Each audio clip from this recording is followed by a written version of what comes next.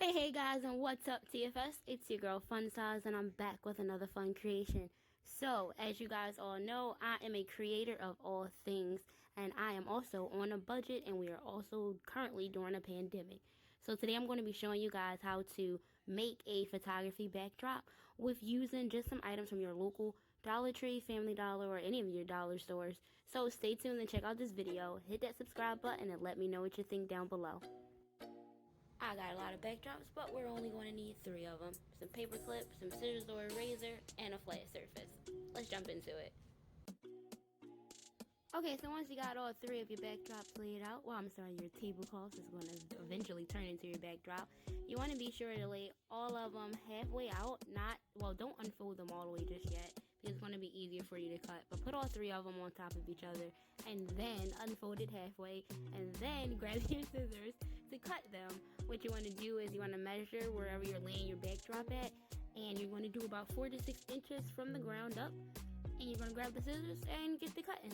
The rest of the pieces, you're just going to hold on to those for later, because they're going to be used for something else later on in the project. Now, once that's completed, you're going to finally take all 3 of them apart and lay them out officially flat on top of one of each other the right way. And then you're going to grab your bobby pins. I think these were, they were paper clips, sorry. Paper clips, and then you're going to tack them all together so they won't, move around when you're about ready to cut them.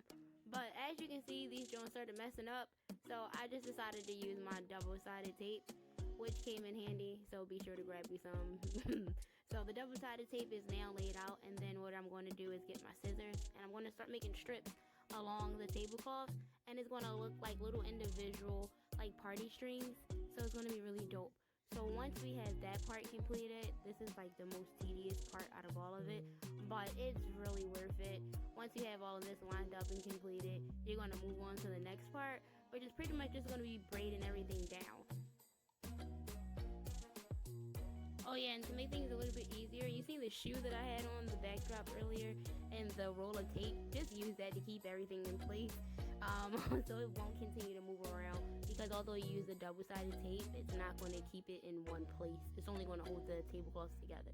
So once all of that is together and your double-sided tape is now attached to keep all of them, in one section, you're going to begin to plait your backdrop. So it should be 3 sections into a little braid, and you're going to braid it only halfway down, not all the way down, but then again, it is your backdrop, so you can make it as long as you want. It was a little bit easier for me to lay mine on the wall, so I can get an actual visual of how everything was coming together. If you actually want a vision on how it's coming together, I definitely recommend doing that. However, this is how everything looks braided. Can you kind of tell which one isn't plaited? Well, I kind of just showed you, but either way, it's the one in the middle.